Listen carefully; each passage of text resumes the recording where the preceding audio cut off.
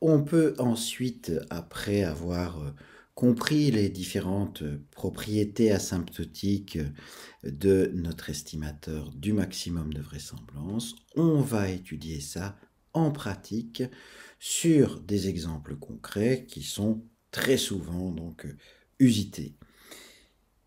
Dans un exemple introductif sur le maximum de vraisemblance, nous avions déjà utilisé la loi de Bernoulli. Ici, nous prenons un échantillon x1, xn, donc qui va être IID, Bernoulli P, donc xi vaut 0 avec probabilité 1 moins p et vaut 1 avec probabilité p.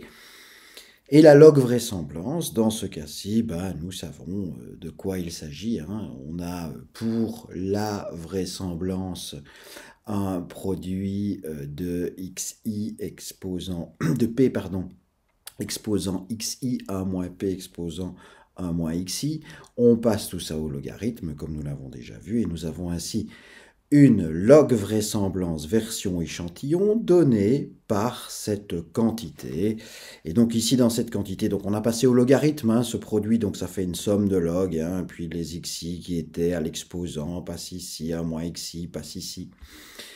Et donc nous avons, si nous définissons S ici qui vaut la somme des xi, eh bien nous avons S fois log de P plus N, somme I égale 1 à N de 1, là c'est N. Donc nous avons plus N fois somme des, moins somme des xi, donc N moins S fois le logarithme de 1 moins P. Nous avions déjà dérivé ça dans un exemple précédent, donc on dérive ça par rapport à P, et nous avons donc S sur P moins N moins S, 1 sur 1 moins P, il y a moins 1 par la dérivée du log, qui vient se mettre au numérateur, ce qui explique le moins qui se trouve ici, et nous avons donc S moins NP, au final, en mettant au même dénominateur, nous avons S moins NP sur P fois 1 moins P. Ceci, c'est la dérivée. Cette dérivée-là, pour trouver un maximum, on va essayer de chercher un candidat qui annule cette dérivée. Et si j'annule ceci, eh bien, nous allons nous retrouver avec S égale NP, P égale S sur N. Donc, P chapeau, l'estimateur de maximum de vraisemblance, c'est très bien, c'est X bar. Nous nous étions arrêtés là. On vérifie que c'est un maximum en regardant si la dérivée seconde est négative. Et c'est le cas, je prends la dérivée seconde par rapport à P de cette quantité. Ça me donne moins S sur P carré. Alors, A moins P va se retrouver au carré avec un moins 1 au dénominateur, un moins qui reste, et donc nous allons avoir moins N moins S sur 1 moins P carré au final pour cette dérivée seconde, et nous allons avoir une dérivée seconde qui est négative. Oui, ceci c'est positif, c'est une somme d'xi pour une Bernoulli, des xi c'est 0,1. Somme des xi, S, c'est toujours inférieur à n, puisque si S était égal à n, eh bien là, tous les xi vaudraient 1, donc n moins S c'est plus grand ou égal à 0, 1 moins P c'est plus grand que 0, P carré c'est plus grand que 0, cette quantité-ci est donc plus petite que 0, et nous avons une dérivée seconde qui est négative, et par conséquent, notre 0, notre condition du premier ordre, notre point stationnaire, en gros pour P, P chapeau, qui a été calculé ici, est bien un point maximum. Alors bien sûr, nous avons, dans ce cas Bernoulli, il faut aller regarder un petit peu ce dont il s'agit quand on doit aller calculer la variance asymptotique, on se souvient, l'inverse de la version échantillon de la matrice d'information de Fisher, de l'information de Fisher. Et là voilà I1, l'information de Fisher elle-même. Ici nous avons un paramètre, P, donc très bien, il n'y a pas de matrice. L'information de Fisher c'est juste un scalaire. Et on va utiliser la définition de l'information de Fisher, mais on peut aussi prendre son autre version. On peut également prendre l'autre version. Cette autre version, c'est quoi ? On s'en souvient, c'est moins espérance. Alors je vais l'écrire comme ça, vous voyez, dérivée P carré, ça veut dire dérivée seconde, pour ne pas effectuer des abus de notation, pour ne pas mettre trop de notation, pour ne pas trop surcharger les notations, hein. On a ceci, dérivée seconde de la log vraisemblance, de la log densité, hein. Donc f de x ici, point virgule p. Voilà. Alors vous remarquerez que c'est un f ici. On se met à confondre un petit peu les f et les p, hein. C'est vrai que ça pourrait nous faire croire à une densité, hein, ce f-là, alors que ce n'est pas vraiment une densité. Dans le cas d'une Bernoulli, c'est une probabilité, bien sûr. Mais dans le cas de la vraisemblance, vous savez, on écrit un produit de probabilité que x égale xi, ça peut être un p, ça peut être un f. Assez naturellement, on va les confondre, on sait bien ce que c'est, de la même manière qu'ici, oui, hein, on écrit des dérivées partielles, là. On écrit des dérivées partielles comme ça, par rapport à P. Bon, bref, c'est une notation. Alors, moins l'espérance de cette dérivée seconde. Il faut aller chercher la dérivée seconde de la log probabilité, je dirais log densité, enfin log probabilité pour être tout à fait juste, hein. Il faut aller rechercher la log probabilité. Et cette log probabilité, c'est cette quantité-ci, mais en version non échantillon, hein, en version variable aléatoire. En version variable aléatoire, eh bien, nous avons ici, nous avons xi log p, hein, c'est p exposant xi, plus 1 moins xi pour une seule probabilité, une seule distribution de probabilité, log de 1 moins p. Si je fais la dérivée première de ça par rapport à p, j'ai la même quantité que ceci, hein. J'ai la même quantité que celle qui apparaît ici, hein, excepté que s est donc remplacé par xi et que n est remplacé par 1. Hein. Donc ça va faire quoi? La log densité qui est ici. Si la log probabilité, ça va me faire xi moins p sur p fois 1 moins p. Hein? N est égal à 1 et S est remplacé par un seul xi.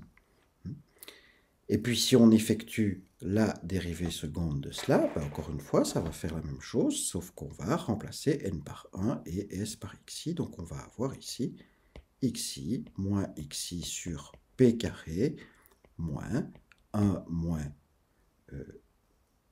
xi divisé par 1 moins p au carré. Donc je garde ça, je garde ceci, hein, cette dérivée seconde, avec xi à la place de s, hein, et 1 à la place de p.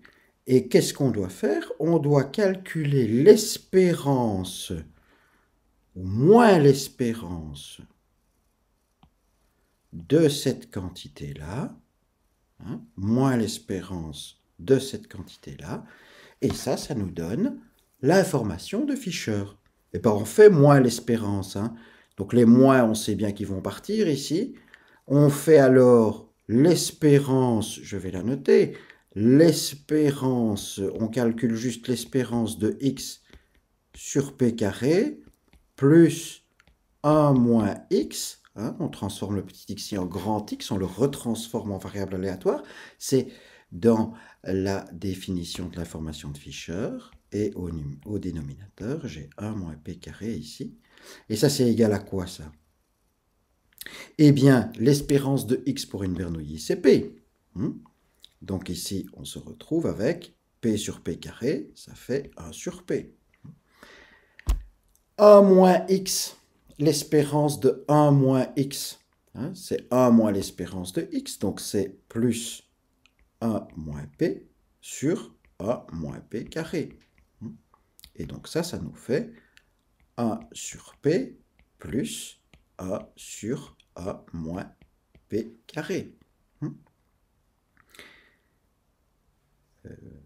Sur 1 moins p, pardon, 1 moins p au carré ici, et j'enlève je vais le gommer, j'enlève le carré ici. Voilà. Donc j'ai 1 moins p carré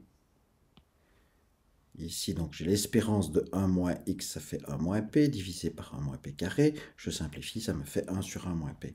Et donc ça, je le réécris comment? Ben, je mets au même dénominateur. J'ai 1 moins p plus p, ça fait 1 au numérateur, et p fois 1 moins p au dénominateur. Ceci donc, c'est l'information de Fisher. C'est ça. Ça fait 1 sur 1 moins p. Nous avons bien ici, pardon, ça fait 1 sur p fois 1 moins p. Et nous avons donc bien ici 1 sur p fois 1 moins p. Quelle est donc la version échantillon de cette information de Fisher? N fois l'information de Fisher, ça me fait ici, ça me fait INP, c'est N fois I1 de P. Ça me fait donc N sur P fois 1 moins P. La variance asymptotique de mon estimateur de vraisemblance, c'est l'inverse de l'information de Fisher. Et donc j'obtiens P sur 1 moins P divisé par N. P sur 1 moins P divisé par N, on a donc l'équivalent théorème central limite pour mon estimateur de maximum de vraisemblance lorsque mon échantillon suit une loi de Bernoulli de paramètre P. Racine de n fois P chapeau moins P, c'est une normale de moyenne 0 et de variance. Ben, on se souvient, hein, la variance asymptotique, si on prend la variance symptotique de P chapeau, ben, c'est si je prends la variance symptotique de cette quantité-là, c'est n fois la variance de P chapeau. La variance de P chapeau, c'est P fois 1 moins P sur n. Donc le racine de n ici, hein, le divisé par n qui devrait se trouver là, il passe ici. Donc il passe ici sous la forme racine de n. Hein. Si vous faites la variance de cette quantité-ci, vous obtenez n fois variance de P chapeau. Donc vous avez en gros les n qui se simplifient là-dedans. Et vous avez P fois 1 moins P qui apparaît ici. C'est la variance asymptotique. C'est un estimateur asymptotiquement efficace. Donc, il atteint la borne de Cramér-Rao, l'inverse de la matrice de l'information de Fisher. Voilà donc, et alors c'est assez étonnant parce que si vous faites la variance de x bar, hein, la variance de P chapeau, vous allez tomber automatiquement sur P fois 1 moins P divisé par n. Donc cette variance, en plus, cette variance de P chapeau, elle est exacte. Donc ce n'est même pas, dans ce cas-ci, une variance asymptotique. Deuxième cas, la loi de Poisson. Loi de Poisson, on se souvient? Loi de Poisson. Loi de Poisson, probabilité que x soit égal à xi, c'est égal à exponentielle de moins lambda, lambda exposant xi sur factoriel de xi. Rappel, logarithme de ça, donc nous avons moins lambda qui va apparaître dans la log vraisemblance, donc avec une somme ici devant. Le moins lambda, donc là c'est un produit, hein.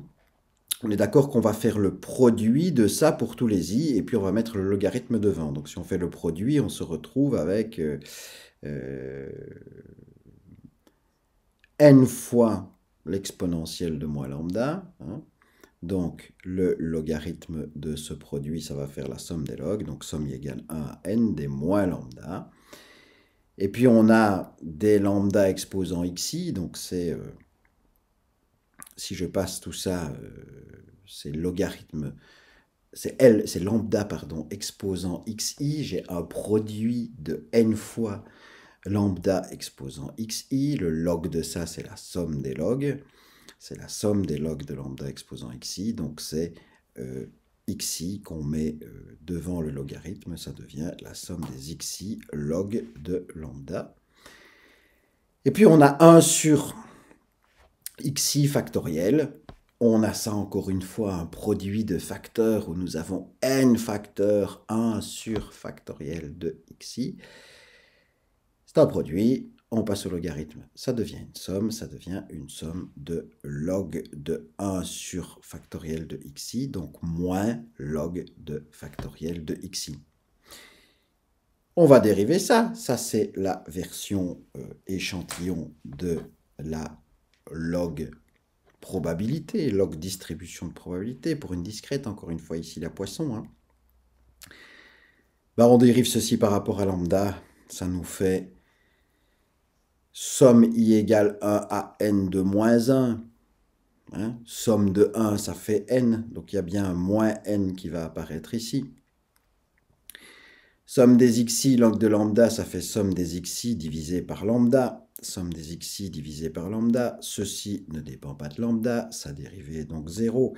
La dérivée première que l'on va ainsi annuler en reprenant la notation s égale somme i égale 1 à n des xi. Ceci égale 0, ben ça va nous faire lambda, ça va nous faire, pardon, s, ceci égale à 0, va nous donner s sur lambda égale n, donc lambda chapeau, que voici, égale s sur n, et s sur n, encore une fois, c'est x bar. Si on effectue la dérivée seconde de cette log vraisemblance, dérivée seconde par rapport à lambda, moins s sur lambda carré, c'est plus petit que 0, xi est 1, une Poisson c'est encore une variable aléatoire positive, donc la somme des xi c'est toujours positif, lambda carré c'est positif, le paramètre d'une Poisson c'est au carré, moins s sur lambda carré c'est plus petit que 0, nous avons donc encore bien un maximum, à moins que ce maximum-là ne soit en lambda qui vaut 0, vous savez lambda pourrait tendre là vers 0, hein, mais ça ne pourrait jamais être un maximum, puisque à ce moment-là, nous aurions une solution en lambda qui vaut 0. On n'a pas du tout un maximum de vraisemblance, bien au contraire. Si on allait voir ce qui se passe en lambda égal à 0 dans la vraisemblance, eh bien, nous aurions ici 0, et puis log de 0, ça ferait moins l'infini. Cette fonction-là serait donc quelque part en moins l'infini, et donc ça ne pourrait pas être un maximum de vraisemblance. La vraisemblance serait minimale en ça. Donc si on se met au bord du domaine de lambda et qu'on vérifie qu'il n'y a pas de maximum là-bas, eh bien, nous avons un maximum en un point intérieur du domaine de lambda, lambda qui est positif, et ce lambda-là, eh bien, ce maximum est réalisé en x bar, en la moyenne échantillon. Nous avons donc un maximum de vraisemblance. Voilà. Et donc ensuite, encore une fois, on va, pour un seul paramètre, calculer l'information de Fisher. Très bien. On reprend de la même manière ce qui va se passer pour le cas de la log probabilité, mais pas la version échantillon, la version variable aléatoire. Hein? On va faire la même chose que ce que nous avons déjà fait précédemment ici.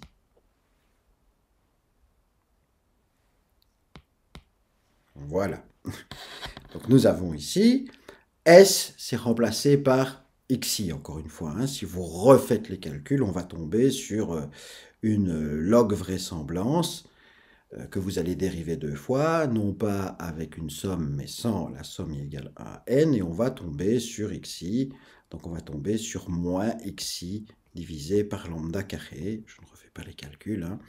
Et donc on va donc faire moins l'espérance de cette dérivée seconde, moins l'espérance de cette dérivée seconde, le xi est à nouveau remplacé par grand X, sur lambda carré, moins l'espérance de cette dérivée seconde au carré. Ceci, c'est l'information de Fisher. C'est sa définition, moins l'espérance, ou sa deuxième forme, moins l'espérance de moins la dérivée seconde de la log probabilité. Ça va nous donner l'espérance de x divisé par lambda carré. Et puis l'espérance de x pour une Poisson, eh bien, on peut se souvenir que c'est lambda. Donc lambda sur lambda carré, ça nous fait 1 sur lambda. Et si je vais voir ici, donc ensuite, ce qui se passe pour mon information de Fisher, eh bien, je vais donc retomber ici sur le calcul qui va me donner 1 sur lambda, que je retrouve ici. La version échantillon, n sur lambda, l'inverse, lambda sur n, la variance asymptotique de lambda chapeau, eh bien, c'est lambda sur n. Là aussi, comme nous avons un estimateur de maximum de vraisemblance, on peut voir facilement que la variance asymptotique, c'est aussi la variance de la moyenne échantillon qui vaudra lambda sur n. Cette variance asymptotique est encore une fois une variance exacte. Nous avons donc aussi un estimateur de maximum de vraisemblance qui est asymptotiquement efficace. Et nous avons là le théorème central limite. Théorème central limite, voilà, on va le mettre plutôt comme ça, hein. C'est-à-dire racine de n lambda chapeau moins lambda qui, dont la distribution, lorsque n grandit, devient de plus en plus proche d'une normale de variance lambda. Et le troisième cas, c'est la normale. Alors ici, la normale, on a deux paramètres. Donc pour aller calculer les estimateurs de maximum de vraisemblance de la normale, ça va être un petit peu plus compliqué.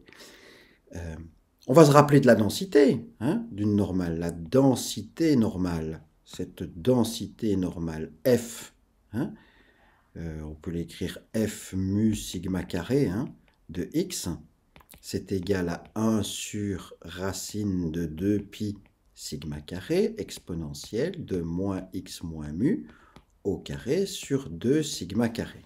Densité, on imagine bien que nous allons avoir pour un échantillon ID un produit de ces densités que l'on va passer au logarithme, donc une somme de logarithmes de ces densités-là. Si je fais une somme de logarithmes de ces densités-là pour chaque xi, eh bien nous allons avoir, on peut l'écrire encore, écrivons-le, somme I égale 1 à n de log de 1 sur racine de 2pi sigma. Donc on aura des moins 1 demi log de 2pi sigma carré.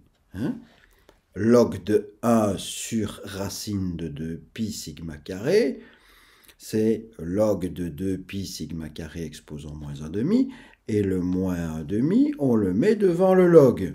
Donc ça me fait moins 1 demi log de 2pi sigma carré.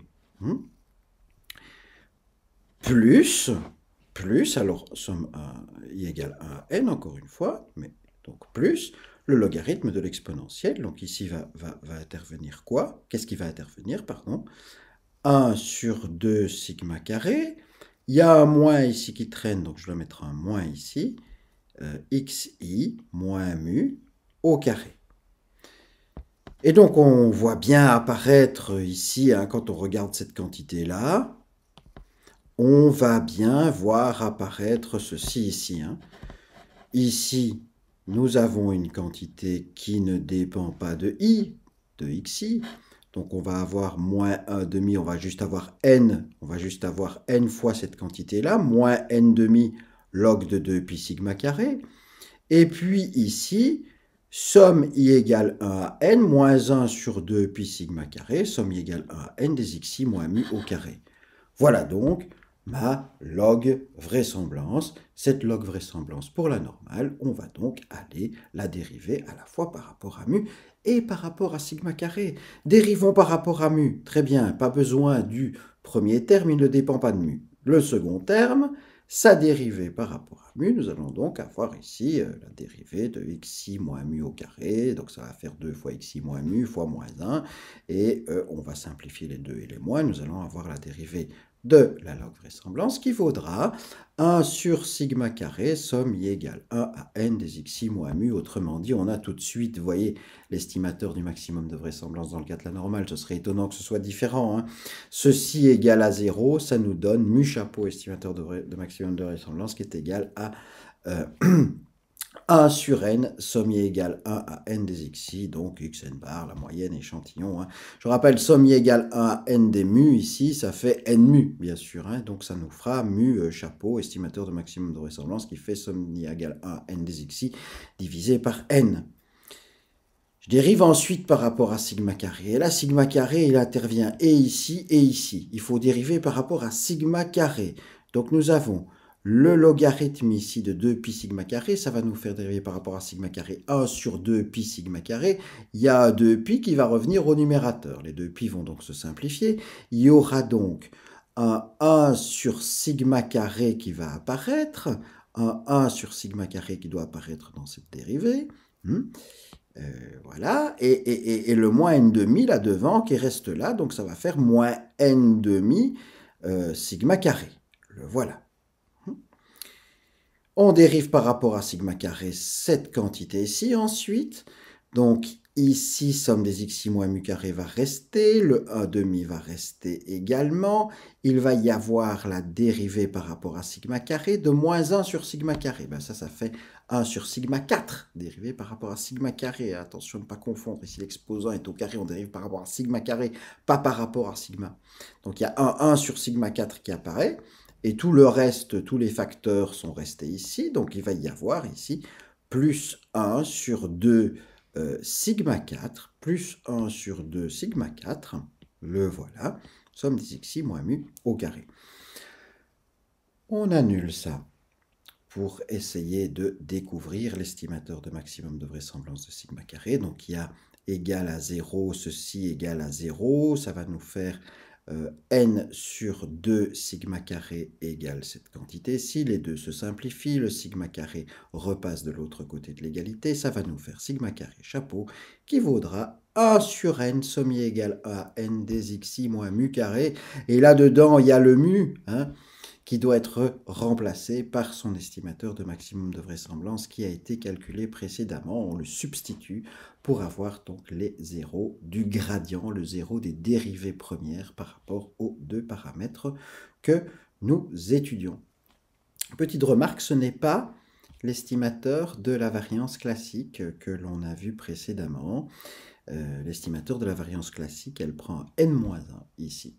Ici, ce n'est pas tout à fait la même chose. Cet estimateur-ci sera malgré tout asymptotiquement sans biais. L'estimateur 1 sur n-1, sommier égale 1, n des xi moins mu, chapeau au carré, lui, il est sans biais. Il est sans biais, pas asymptotiquement sans biais, il est réellement sans biais. Enfin, il est asymptotiquement sans biais, bien sûr, mais il est également sans biais, non asymptotique. Ça, on reverra plus tard, on reviendra sur cette information.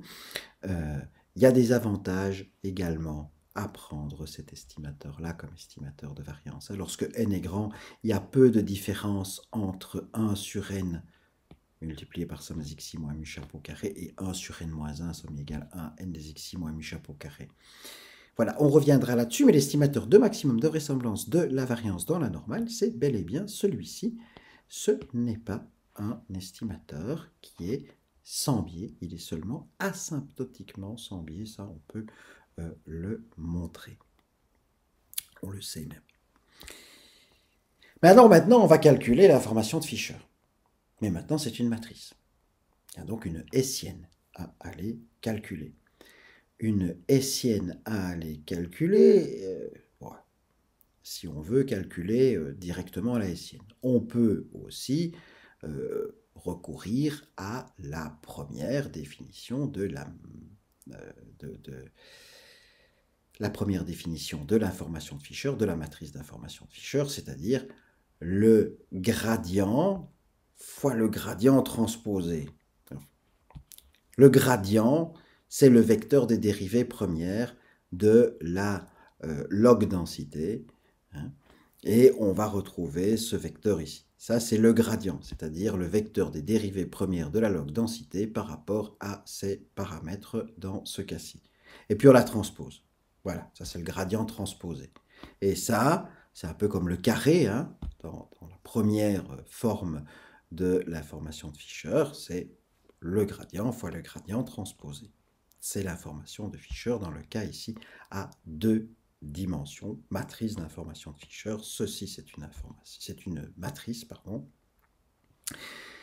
donnée par ce produit vectoriel. Donc au final, on aura une matrice 2 fois 2 ici. La matrice 2 fois 2, ce sera la matrice d'information de Fisher. C'est le premier cas donc, où nous voyons, premier cas pratique où nous voyons une matrice d'information de Fisher. Il faut faire l'espérance de ça. Et donc, il faut calculer les dérivées. On va reprendre la log densité version non échantillon. version non échantillon. Quand on l'a en échantillon ici, hein, si on se souvient, elle est ici, il y a des n qui vont devenir des 1 et des sommes qui vont disparaître. On peut voir facilement donc, que cette log densité, elle va s'écrire moins 1 demi log de 2 pi sigma carré moins x moins mu au carré sur 2 sigma carré. On va dériver ça deux fois. Quand on dérive ça deux fois par rapport... On va dériver ça, pardon, une fois. On pourrait le faire avec la SIN. On pourrait dériver deux fois cette log densité et utiliser la deuxième forme de la matrice d'information de Fisher. Ici, on va utiliser la première forme. Donc, une seule dérivée. Dérivée de L par rapport à mu, donc ça nous fait x moins mu sur sigma carré. Dérivée de L de la log densité par rapport à sigma carré. Cela nous fait moins 1 demi sigma carré au dénominateur. Ici, les deux pi se simplifient encore une fois. Moins x moins mu carré divisé par 2 fois la dérivée de 1 sur sigma carré, donc moins 1 sur sigma 4, dérivé par rapport à sigma carré. Donc nous voici avec ce plus-là qui intervient. C'est bien sûr assez clair qu'il s'agit de la version avec une seule variable du score, hein, de la version score, la version qui se trouve ici. Hein. Ça, c'est la dérivée par rapport à sigma carré qui se trouve ici. Voici cette version, c'est la version avec une seule variable de la version échantillon qui se trouve ici. N vaut 1 et la somme est partie. C'est exactement ça que nous avons ici. Donc nous avons le gradient qui se trouve ici. On va donc calculer ce produit matriciel et en calculer l'espérance. Ça, multiplié par ça, me fait ça au carré. L'espérance de x moins mu sur sigma carré au carré, ça va nous faire l'espérance de x moins mu carré, c'est-à-dire sigma carré, c'est la définition de la variance, sur sigma 4. Ça va donc nous donner sigma carré sur sigma 4, et nous allons donc avoir ici 1 sur sigma carré. 1 sur sigma carré. Premier élément ensuite de mon gradient que je multiplie par le second élément du gradient pour effectuer le produit matriciel. Donc il me faut le produit de la dérivée de la log densité par rapport à mu et de la dérivée de la log densité par rapport à sigma carré. Donc ça, nous avons le produit de ceci et de ceci que nous allons retrouver ici. Ainsi donc, premier terme, c'est l'espérance de x moins mu en gros. Espérance de x moins mu, c'est espérance de x moins mu, ça fait 0. Et puis nous avons l'espérance de x moins mu au cube là, sur A sur 2 sigma 6. L'espérance de x moins mu au cube, c'est quoi ça? Eh bien, on peut montrer que ça, c'est 0. Ça revient à regarder, on peut regarder également, pour une normale, c'est connu, le coefficient d'asymétrie. Le coefficient d'asymétrie, quand on a une distribution qui est symétrique, il vaut 0. Ici, nous avons une distribution qui est parfaitement symétrique. Et donc, le coefficient d'asymétrie, si il vaut 0, cette quantité vaudra 0. On peut aussi voir que nous avons l'espérance de x moins mu au carré. Si on fait un changement de variable là-dedans, t égale x moins mu, on peut voir que cette espérance-là, c'est une intégrale t cube, une intégrale de t cube. T cube, c'est une fonction qui est impaire sur un intervalle symétrique. Et donc, par les cours de maths de base, c'est multiplié ici par une densité qui est toujours positive. Et si vous remplacez t par moins t dans la densité normale après changement de variable, vous avez toujours la même valeur. Donc, si vous avez l'espérance de t cube fois la densité normale 0,1, enfin, pas 0,1, mais l'intégrale de la densité normale avec le changement de variable qu'on a effectué x moins mu, eh bien, on voit qu'on a très clairement une fonction impaire sur un intervalle symétrique autour de 0, et vos cours de maths vous permettent de dire que cette intégrale d'une fonction impaire sur un intervalle symétrique, ça vaut 0. Voilà, pour ce produit-là. Et puis ce produit-là, c'est la même chose, hein. C'est bien sûr la même chose, c'est bien sûr cette même espérance qui va être égale à 0. Et il nous reste enfin l'espérance à calculer du carré de cette dérivée-là. Cette dérivée-là, la voilà. On la met au carré dans l'espérance. Donc nous avons moins 1 sur 2 sigma carré. Bon, bah ça va faire une espérance de ça. Le carré de ça, ça va faire 1 sur 4 sigma 4. On a ensuite le carré de ceci. Alors l'espérance de x moins mu exposant 4 sur 4 sigma 8, ça fait intervenir l'espérance de x moins mu exposant 4. L'espérance de x moins mu exposant 4, ça aussi, on peut aller voir pour la loi normale, ça se trouve partout. Ça correspond au kurtosis, en tout cas le kurtosis, c'est l'espérance de x moins mu exposant 4 sur sigma exposant 4, sur le sigma exposant 4 qu'on retrouve ici. Le kurtosis de la loi normale, c'est toujours égal à 3. Et alors on parlera de kurtosis normalisé. Pour une normale, c'est égal à 0 parce que c'est le kurtosis moins 3. Mais donc le kurtosis d'une loi normale, c'est toujours 3.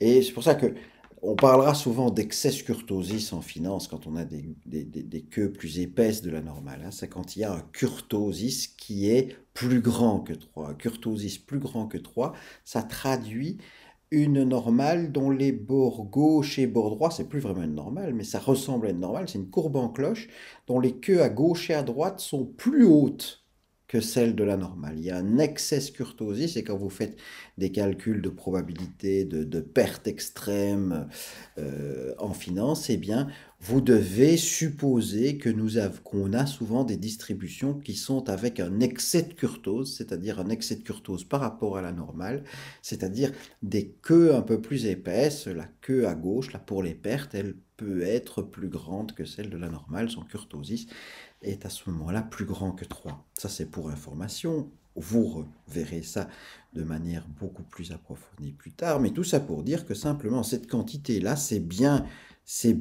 une quantité qui est connue. Hein, cette quantité divisée par sigma 4 pour la normale, c'est toujours 3.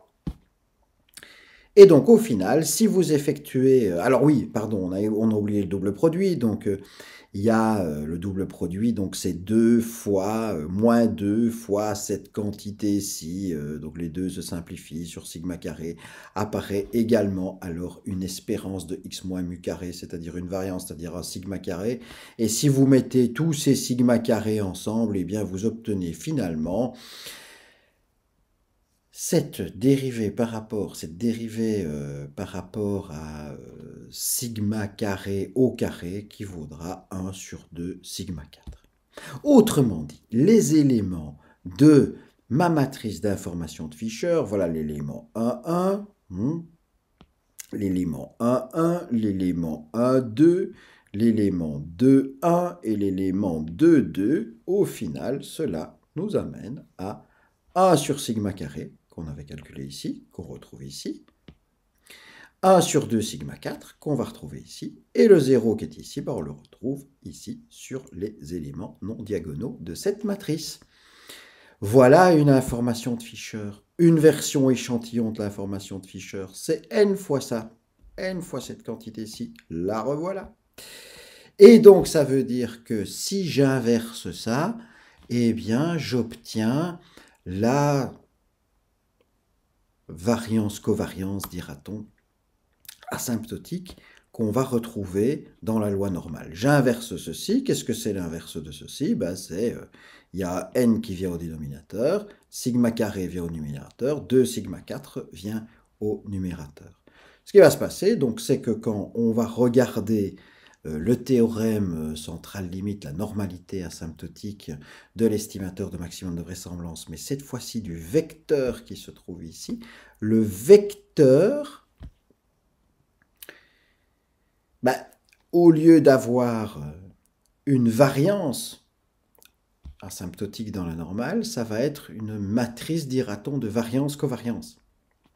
C'est-à-dire que ici, hein, l'élément 1, 1, si vous voulez, de cette matrice, ce sera la variance de l'estimateur de maximum de vraisemblance du premier paramètre. L'élément 2, 2 de cette matrice, ça va être la variance de l'estimateur de maximum de vraisemblance du second paramètre. Et sur les éléments diagonaux de cette matrice que l'on aura inversée ici, eh bien, on va trouver la covariance entre les estimateurs de maximum de vraisemblance des deux paramètres.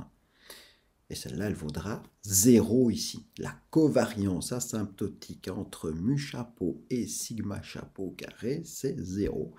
Alors que la variance de mu chapeau, ça va nous faire sigma carré sur n. Tiens donc, encore une fois, hein, c'est la variance non asymptotique de x bar de manière générale. Mais la normalité asymptotique de l'estimateur de maximum de vraisemblance nous fait retomber dessus.